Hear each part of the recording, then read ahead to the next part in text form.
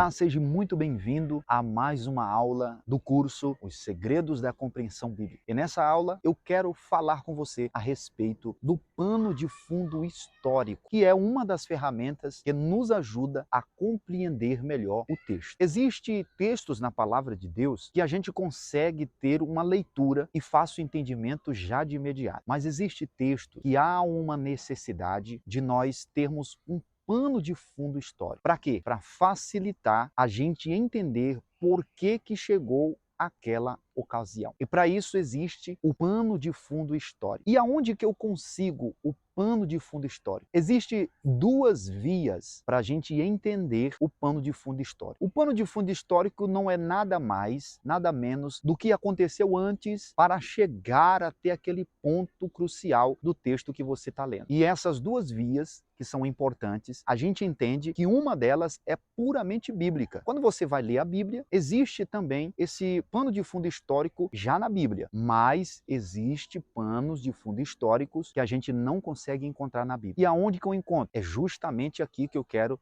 deixar um ponto importante. Existe o pano de fundo histórico que a gente não consegue na Bíblia, mas a gente consegue em livros extras bíblicos. E há de ser que cada um estudante da palavra de Deus tem que ter esse cuidado. Quando você for buscar a respeito de algum livro, de alguma introdução bíblica, é necessário que essa introdução bíblica seja fiel, seja uma introdução não baseada somente em teses, mas que seja baseado em pequenas interpretações já baseadas na palavra de Deus. Então, quando você for escolher algum livro extra bíblico que traz uma compreensão do pano de fundo histórico, que esse livro seja fiel ao que a Bíblia está passando. E isso vai te ajudar a compreender, a ter uma boa compreensão dos textos da palavra de Deus. O pano de fundo histórico é importante para quem ministra a palavra, para quem ensina a palavra, para quem é professor tanto da EBD como também professor de teologia. Isso vai te ajudar a dar um esboço mais profundo, dar um compreendimento mais profundo para aqueles que estão recebendo o ensino